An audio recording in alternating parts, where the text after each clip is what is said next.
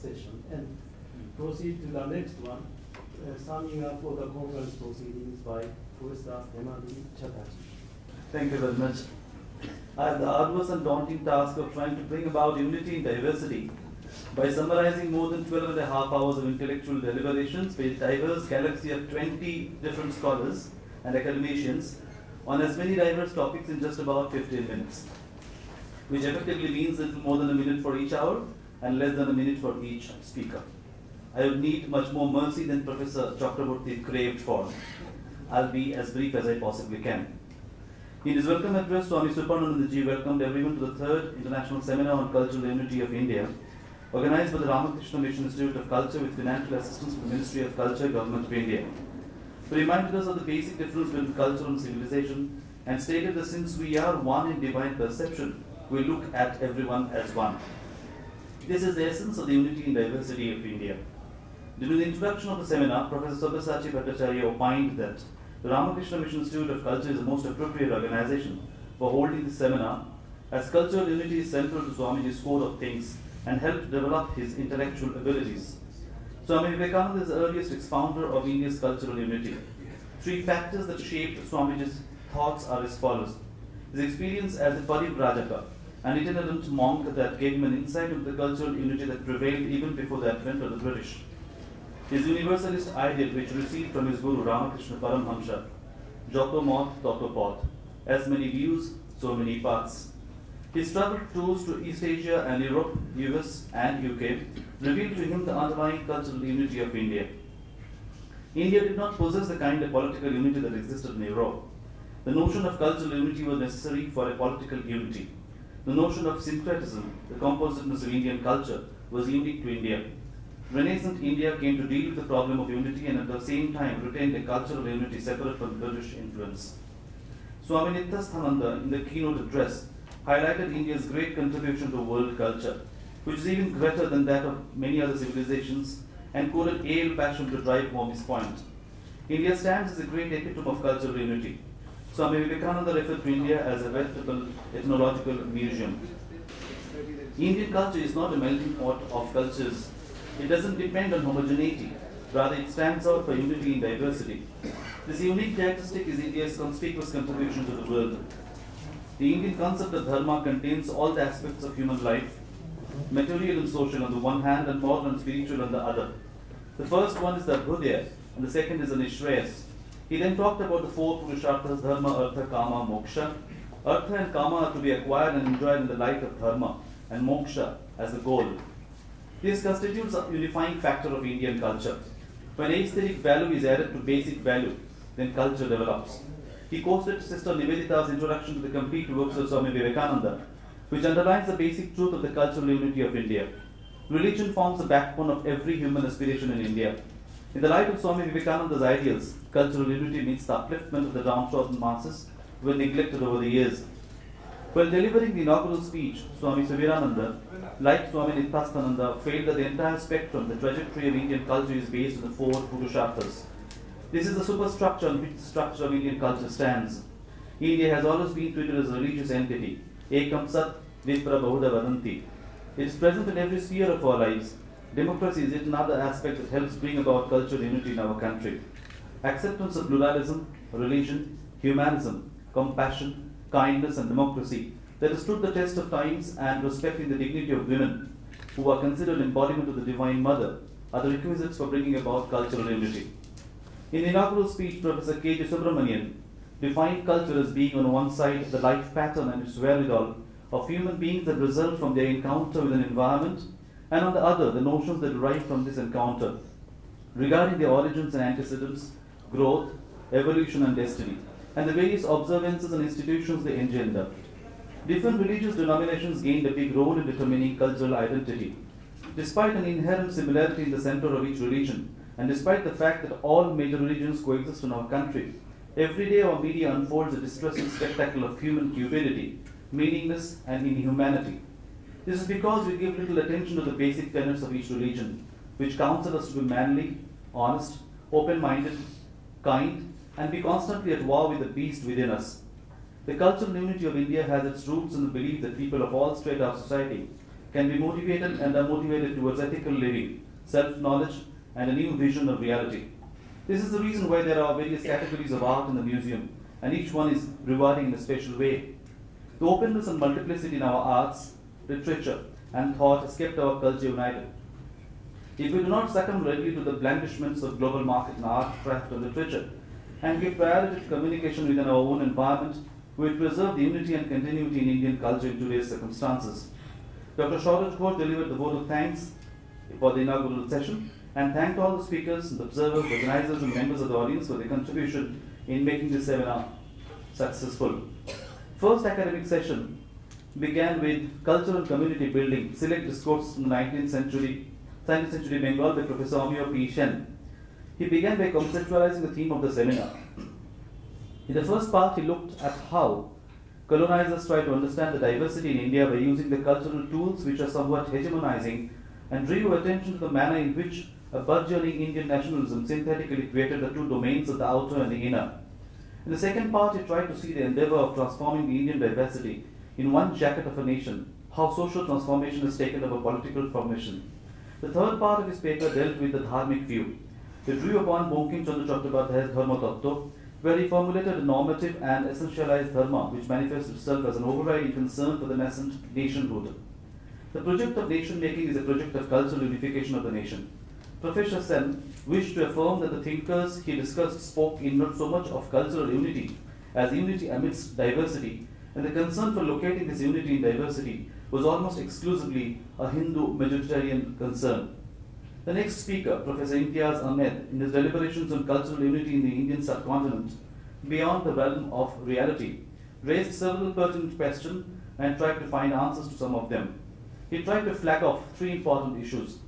Cultural unity should not be equated with political unity. Cultural unity is plural. And thirdly, unity can be forged only by empowering people.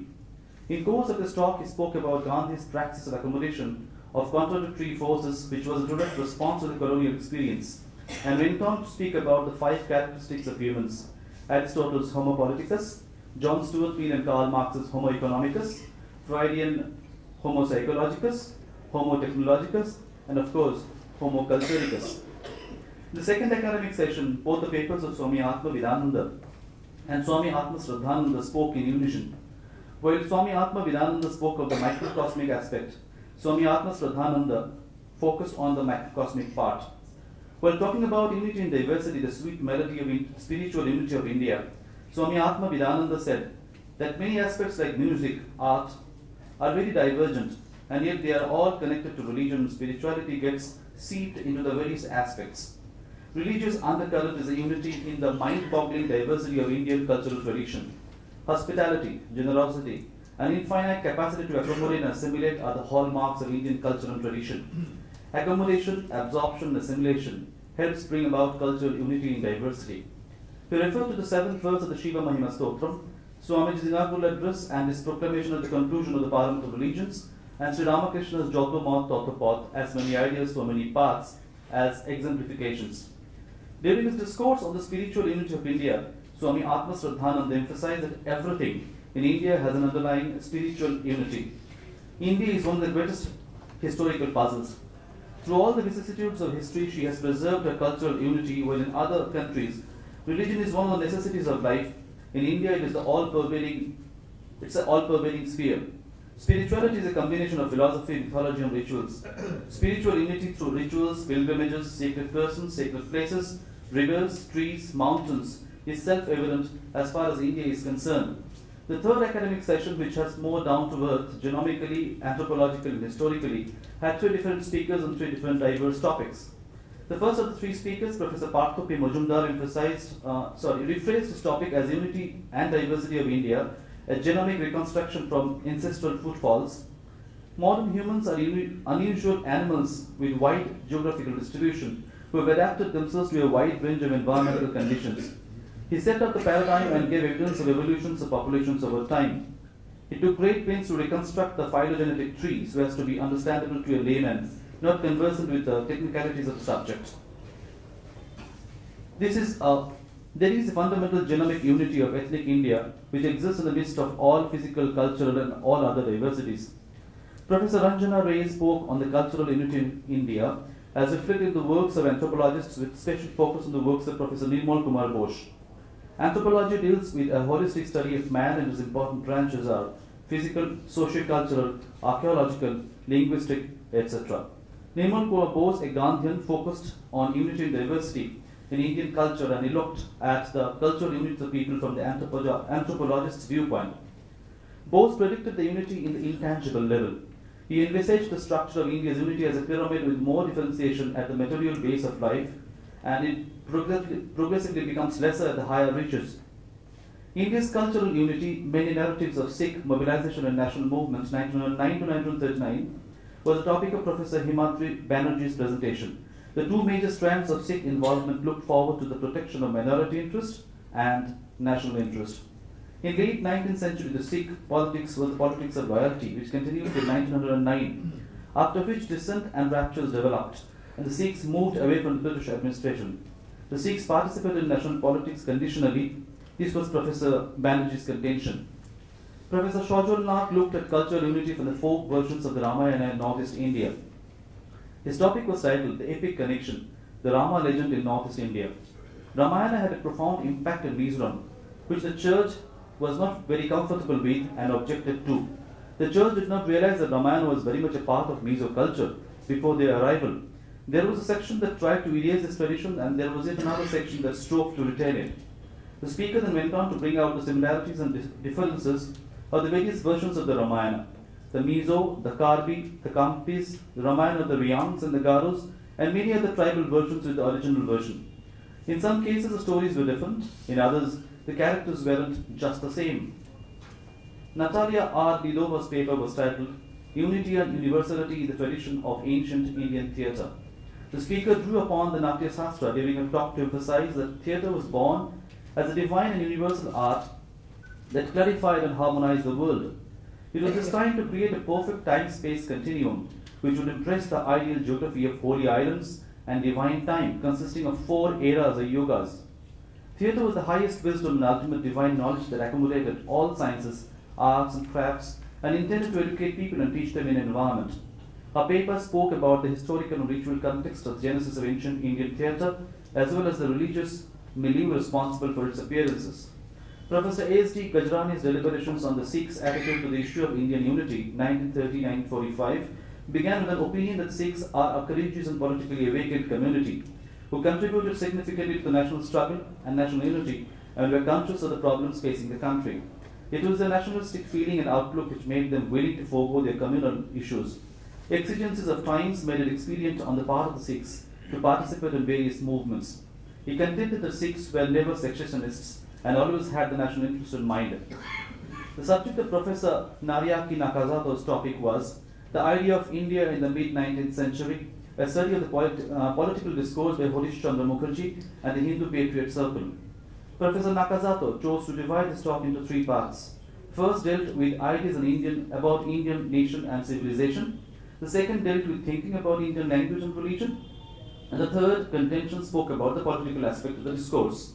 In his paper, he has tried to show how the educated intellectuals of the mid-19th century tried to adapt the borrowed concepts of the West, which resulted in developing a unique idea where both Hindus and Muslims lived together. It is under a loose federation that India would be really united. Professor Swaraj Bosu's paper on tolerance, the essence of Indian culture, attempted to explain the concept and importance of tolerance in Indian cultural tradition. It analyzed how at different points of time, driven by the political and socio-cultural forces, Buddha, Kabir and Vivekananda tried to impress upon their contemporaries the value of tolerance, not by rejecting others, but by respecting the positive qualities in others' beliefs. He chose these 3 great ideologues from 3 different times of history: ancient, medieval, and modern. Thick and Thin Nations, New Basis of Cultural Unity of India, was the title of Professor Horivar Bhattacharya's paper, where he argues that the achievement of cultural unity of India has remained for long problematic. The argument advanced in his paper is that cultural diversity per se does not produce cultural unity. On the contrary, it has a propensity to fragment society. Diversity is not an impediment to nationhood. Ethnicity and the civic in India has seemed to provide for a critical and dynamic public space within which a new basis of India's cultural unity is to be found, defined, cultivated, and defended. Culture was taken to mean the being as well as becoming of communities as they strive for the expression and preservation of the best that they are capable of. In Professor Radharaman Chakraborty's talk on politics and marginalization of cultural unity in India, it is thus both a product and a process. Cultural unity presupposes careful handling of diverse identities so that they freely mingle and produce some sort of a fusion. Such fusion has taken place out of natural complementarities and mutual appreciation. Given the constricted nature of India's politics, it is useful to examine the hypothesis of dominant culture dwarfing subordinate cultures and demonstrate that what is actually happening is the ascendancy of the mass culture and the impact of modern technology and propagation of consumer culture. Thank you very much for your patience. Thank you very much for beautiful summing up within the big style. It's amazing. And may I ask Professor Saranjan Das to give introductory address? My good friend Professor Nakazato, the chairman of the current session,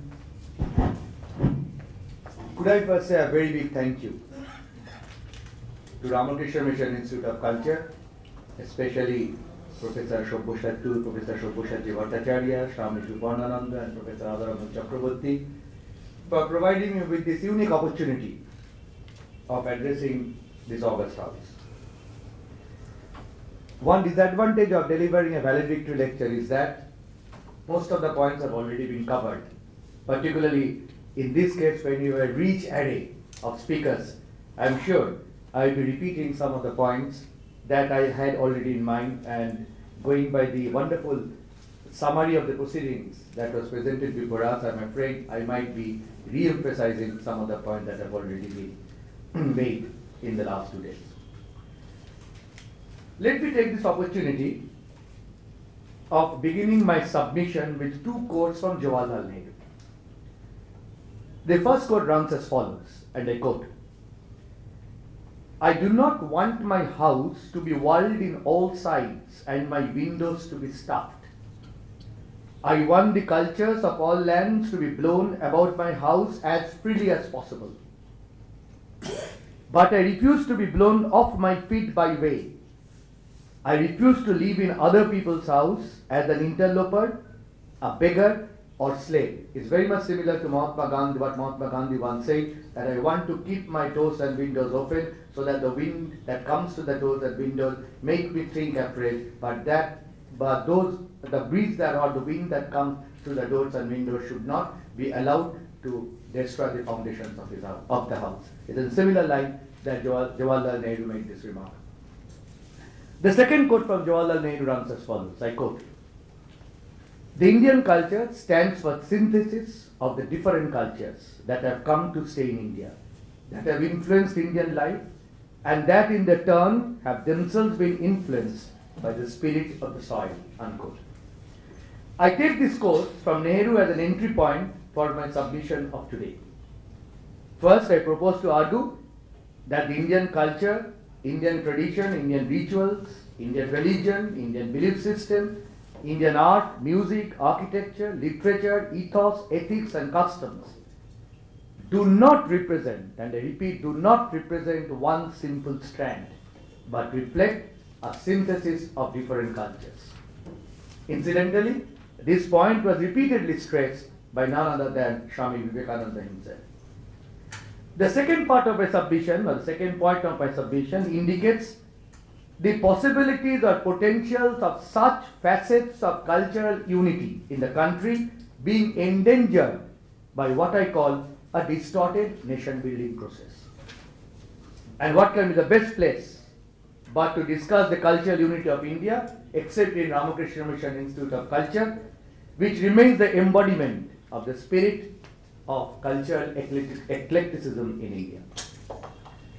Now, apparently, India presents a picture of considerable diversities, contrasting customs, multiple religions, differing racial elements in populations, and innumerable languages and dialects. But a closer look at the country's past reveals a strong synthetic trend in its cultural tradition. What we know today as the Indian culture is an amalgam of various strands: Persian, Greek, Roman, Parthian, Zoroastrian, Scythian, Hinduism, Islam, and Christianity. The imprint of the 6th century BC Persian invasion in northwest India could be felt in sculptural and architectural masterpieces of the Mauryan Empire. So much so that Pataliputra and other cities very much resembled Persian towns. The Greeks, Parthians, Shakos, and Kushanos introduced the Hellenistic trait in Indian art, which found its fruition in the Gandhara school of art. Many foreign invaders accepted Indian religion, as with the Bactrian Greeks and the Heliodorus adopting Bhagavatism, and Shakos and Kushanos becoming converts either to Brahmanism or Buddhism. The Muslims contributed yet another stream to the syncretist tradition of Indian culture, and that was clearly noticeable in art, architecture, music, literature, popular customs, ceremonies, and rituals. The combination of Hindu and Turko-Iranian forms resulted in an Indo-Islamic architecture, which found its best fruition in Taj Mahal. Again, today we boast of Rajasthani style of painting, but this Rajasthani style of painting is nothing but an ample testimony to the assimilation of earlier Western Indian and Jaina traditions with Mughal forms. There are innumerable 16th and 17th century art creations which clearly indicate pre-Islamic indigenous influence on Muslim artists. For example, the other day in an exhibition I came across a 1534 painting by an artist named Shapur from Khorasan, who recreated a wonderful scene of dance performance in the Darbar of Sultan Muhammad bin Tughlaq. And this painting, as the experts have demonstrated, clearly indicates the impact of Ajanta style of painting. In the realm of music, the incorporation of Perso-Arabic modes enriched the Indian classical tradition, and such instruments as sarangi and tabla, which today are essential parts of Indian music, were Muslim imports. We often remain ignorant of the syncretic aspect of Indian music. The Muslims did introduce Persian in India, but also allowed Sanskrit to flourish side by side as linked languages in politics, religion, philosophy, and other scholastic pursuits. Significantly enough, it was during the Sultanate period that many of the Sanskrit masterpieces of Ramanuja, Madhava, and Vallabha were compiled. It was during the reign of Sultan Hussain Shah that Vijay Gupta's Manasya Mangal was compiled. Again, the Muslim poet Amir Khusrau, who is widely believed to be one of the founders of the Hindi language, is said to have once described himself not as a Turki but as a Hindu. In Bengal's folk music, we have enough instances where the composer is a Christian and the lyricists and music players are Hindus. Similarly, we have examples of songs being composed by Hindus which were sung by Muslims. Many of you may be aware of Bishu Pandit of Malda, who had suffered at the hands of the British rulers because of his Gambhira songs. But we often forget that the main singer of these songs was a half-literate Muslim. It was again during the medieval period of Indian history when we experienced the confluence of Buddhism, Vedantism, and Islamic thinking, which had its expression through the Sufi movement, while the Bhakti cult, with its emphasis on the mystical union of the individual with God, and the Vaishnavite movement, with its humanistic appeal for respect to all forms of love and beauty, provided a remarkable platform for the interaction of diverse sects and creeds. We also have in all parts of India a rich array of local popular cults that brought together people of all sects and creeds. In Bengal, we thus have cults like that of Moinak Peer, Sotto Peer, and Peer Gorachand. Still in Bengal, villagers belonging to various creeds worship common god or goddess, either for good harvest, or for rainfall, or to recover from snake bites. In Birbhum, we still have the Shoti Mai Mela, in which Hindus and Muslims enthusiastically participate. This trend of spiritual eclecticism reached its peak under Akbar, the greatest of all Mughal emperors. It is believed that amongst the prominent artists or painters in Akbar's court, Muslims were in a minority, where Hindu artists and painters cutting across caste and creed and region were celebrated. The eminent art historian Percy Brown had prepared a list of eminent painters of Mughal period, which included a large number of Hindus. Similarly, Nandalal Bose refers to at least 108 Hindu eminent painters of the Mughal period. These syncretic elements need not be taken to imply the absence of any contradiction between Hindus and Muslims or between other religious communities in Indian history. But there was and is an overarching cultural unity. It is perhaps not an exaggeration to suggest that in many ways, Islam, with its ideal of social democracy, did much to counteract the vociferous tendencies of caste and check the centrifugal forces in Indian politics by keeping alive the tradition of a pan-Indian state throughout the Middle Ages. The process of cultural assimilation in India reached a new turning point during the colonial period, which occasioned a meeting of the East and the West. And what followed was a trajectory that enabled us to reach the modern age. Although many historians today would dub this process as not modernity proper, but colonial modernity. I need not delve into this historical debate since time at our disposal is short. Linguistic diversity, Mr. Chairman, sir, is often cited as a sign of cultural disunity in India. But such contentions, I argue, suffer from double standards in intellectual understanding. A large number of languages are in vogue in the USA and some major Western European countries, although this is not taken as any hindrance to national unity in those countries. Moreover, a majority of the listed languages in India are spoken by small groups of people or are dialects. On the other hand, it is possible to identify not more than 17 or 18 matured languages in the subcontinent, which again largely belong either to the Indo-Aryan or Dravidian or Tibetan or Perso-Arabic family. The Indo-Aryan languages, with Sanskrit as its mainspring, are spoken mostly in western, central and northern India. The Dravidian languages are mostly spoken in South India and are certainly different from the Indo-Aryan languages. But the Dravidian languages have now come to contain, as experts point out, a large number of Sanskrit words which have imparted an element of commonality between the two. Tibetan language groups are mostly prevalent in northwest and northeast, while Perso-Arabic language groups are prevalent in western India. In fact, in British India, Hindustani was spoken by a predominant section of the people. It has now become an all-India medium of communication at the popular level in the subcontinent as a whole. While in Pakistan, Urdu constitutes the official language. In India, in independent India, we have adopted a three-language formula, with Hindi as the national language, English as the linked language, and vernacular as the mother tongue. I do firmly believe that the linguistic diversity, if properly handled, cannot be a major hurdle in the maintenance of cultural unity in our country. What thus needs to be emphasized is that Indian culture has always manifested an essential element of unity, strength and adjustability. This is proved by the fact that despite occasional separatist movements, the national integrity of India has been maintained. In fact, a broad cultural unity has become a part of the life cycle at the very popular level of Indian society. The historic coexistence of Sanskrit, Persian, English and the vernaculars is symptomatic of the broad cultural unity in India.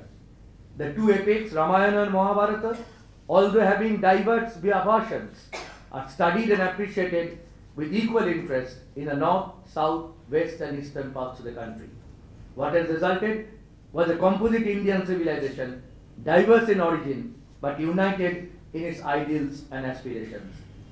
This syncretic view of Indian culture is perhaps best celebrated in Tagore's Bharat Tirtha. But the question we cannot avoid is why this cultural pluralism in India is continuously becoming a victim of fundamentalist and sectarian forces. I submit there is a historical context for this process. The first relating to the colonial past and the second relating to what I call distortions in nation building process in the post-1947 period. It is however pertinent to admit that we cannot speak of the existence in pre-colonial India of nationalism in the modern sense or of a subjective conscious nationality. There were certainly such objective marks of identity as common language, script, belief system, etc., which could have created a territorial community of culture and caused the development of such concepts as Bharatvarsha, extending from Himalayas to the seas, or Ashamudra Himachal. On the other hand, there also existed in India on the eve of the British conquest what I call regionalized communities of culture. We can thus speak of a Marathi way of life, Maharashtra Dharma, or a Sikh state, or an embryonic Assamese nationality around a feudal monarchy, or even the formation of a nation in late medieval Kerala on the basis of its community of culture, a point that was once made by E.M.S. Namboodiripad. But nationalism in India as a modern force was essentially, I argue, a product of colonialism. It was an outcome of a dual process. A, the creation of a national politico-administrative unit and national market for colonial benefit, and B, the developing contradiction between imperialism and national aspirations. The nationalist consciousness that made its effective presence by the end of the 19th and turn of the 20th century, however, had a two-layered development, one pan-Indian and the other regional or communal, although with constant interactions between the two. Partly due to a skillful manipulation by the Raj of the second layer of consciousness, and partly because of what I have described elsewhere, the transformation of community consciousness to communalism, Britain could leave behind a truncated India. Yet, we need to explain why, despite the removal of the yoke of colonial servitude, separatist movements and interrents and communal strikes continue in India. I argue that this is because in our nation building process, the fact of national consciousness had often been overstressed, ignoring its regional aspect. And this was a strategy, I argue, that was adopted to cater to the need of the indigenous bourgeoisie for an integrated market. Unfortunately, this strategy caused distortions in the functioning of the constitution and the strengthening of the center at the expense of the provinces. In a country with uneven economic and political developments, these distortions caused the emergence of subnationalism within the broad fabric of Indian polity, often buttressed by fundamentalist forces. Viewed in this perspective, what we now need is an enrichment of the common Indian nationhood, and not the much trumpeted call for national integration propagated from the Secretariat chambers of New Delhi. Time has come, I argue, to appreciate the obsoleteness of a totalitarian definition of unity in diversity. Instead, the democratic necessity now is, I argue, to stress diversity in unity. The traditional established ideology at the national level implied a certain conscious reduction of inequality and a certain consciousness of the need for lower common social denominator. Integrationist liberalism, which had been the hallmark of nation building strategy of our India, perhaps led to what I would call a centrist atrophy in Indian federalism. I argue that the cultural alternative to the centrist atrophy lies in the maintenance of all that was democratic in our national culture, by emphasizing diversity and not the centrality in our pre-colonial and colonial past, thinking not of representing India down from Delhi alone, or in terms of West Bengal or Karnataka being an alternative power to Delhi, but on the contrary, of representing India in Calcutta, Cochin, Mangalore, Visakhapatnam or Amritsar. National unity and integrity, Mr. Chairman, sir, are of course inviolable concepts. The point, however, is how do we define them? What we require is to concede that it is a program of complexity in which the concept of integrity is to be differentiated from integration. And I contend that integrity is a greater necessity than integration imposed from the top. Cultural diversity is not a necessary impediment to a national unity. The danger lies in a distorted representation of this cultural heritage by vested political interests. The best guarantee against this threat is to develop an alternative, both in discourse and praxis, relying on the widest possible unity of pluralistic elements in Indian cultural tradition, an extension of democracy to the grassroots, and abolition of socio-economic discriminations. Only then, nation-building process can become a nation-creating and not a nation-destroying process. Mr. Chairman, sir, distinguished members of the House, our father of the nation, Mahatma Gandhi, anticipated this struggle that I just mentioned when he noted, as early as April 1936 at Allahabad, and I quote, "No culture can live if it attempts to be exclusive. There is no such thing as pure Aryan culture in existence in India today. Whether the Aryans were indigenous to India or were unwelcome invaders does not interest me much. What does interest me is the fact that my remote ancestors blended with one another with the utmost freedom, and we of the present generation are a result of that blend." Unquote. Stressing the cultural unity of India in the same spirit and underlying our task to uphold and enrich this cultural unity, Maulana Abul Kalam Azad, whose 125th birth anniversary we just celebrated, noted, I quote, "I am proud of being an Indian. I am part of the indivisible unity that is Indian nationality. I am indispensable to this noble edifice, and without me this splendid structure is incomplete. I am an essential element which has gone to build India. I can never surrender this claim." Unquote. Let me conclude with a call to unite in sustaining the cultural unity of India. And this will become more and more important in the coming days. Unless the cultural pluralism is preserved, whatever political reforms or economic progress or social reforms we may aspire for will be hitting a blind wall beyond a certain point. Seminars such as the present one can certainly contribute to the process. I would, however, submit, perhaps at the risk of contradiction, that multiplier effects of seminars like this can be best ensured only when we can involve the students and youth community. And on behalf of the Calcutta University, I propose that we may, with Ramakrishna Mission Institute of Culture, jointly undertake such exercises in our campus so that we can directly address the student community and the youth, who are the future of India, of the urgent need, and impress upon them the urgent need to preserve and enrich the cultural unity of India. I see this as the most challenging of India's academic exercises. And let us not be diverted from this task, reminding ourselves what Swami Vivekananda reminded us, and I quote, "Take up one idea, make one idea of your life, dream of it, think of it, live on that idea.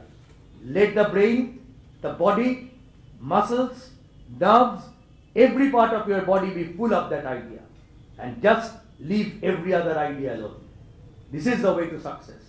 And this is the way great spiritual giants are produced." Unquote.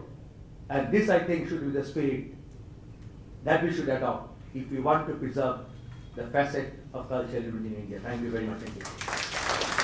Thank you very much, Professor Swami. It was very powerful and provoking. Now, I would like to invite Swami Yadavendrananda to give vote of thanks. Swami, please. My pranams to Sri Ramakrishna, my pranams to the Holy Mother, Sri Sharada Devi, my pranams to Swami Vivekananda, my pranams to the revered monks present here, my namaskar and love to all the respected speakers and the observers present here. A good many lectures have been delivered in this seminar. Innumerable papers have been presented. Abundant discussions have been held on the cultural unity of India. All of us here have been immensely benefited by the proceedings of this seminar. In the near future, we will be bringing out the papers presented in the seminar in the form of a book. Before beginning my formal vote of thanks, let me just bring to your notice one fact which I want to. All of us, we know that in the 19th century, Indian culture was at risk. It was running a risk of getting extinct because of the influence of Western culture. There were two reform movements at the time. One advocated the acceptance of Western culture in toto, discarding Indian culture, and the other wanted to go back to the Vedic age. Swami Vivekananda knew that he cannot turn the clock back. We cannot go back to the Vedic age, though we will hold on to the Vedic ideas. And we cannot accept an alien culture in toto. So what is to be done? What he found out was that a repetitive historical process, time and again, Indian culture had to face. So Swamiji said that we will imbibe the best part of Western culture. Indian culture will do that, and Indian culture will survive, and so did it.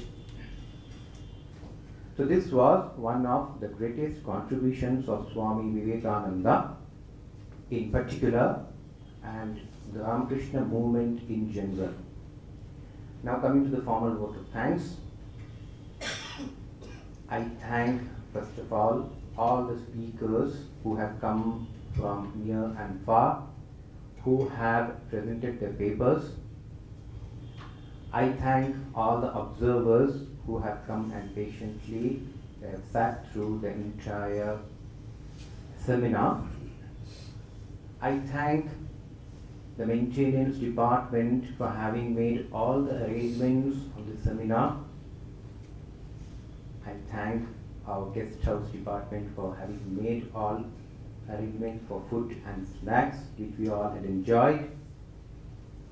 I thank the department in which I am, the Center for Interlogical Studies and Research, the staff of which have worked day and night to make this international seminar a success. I thank all the volunteers who have helped in this work. And last but not the least, I thank the Almighty Lord for having shown His grace and making this international seminar a success. Thank you all.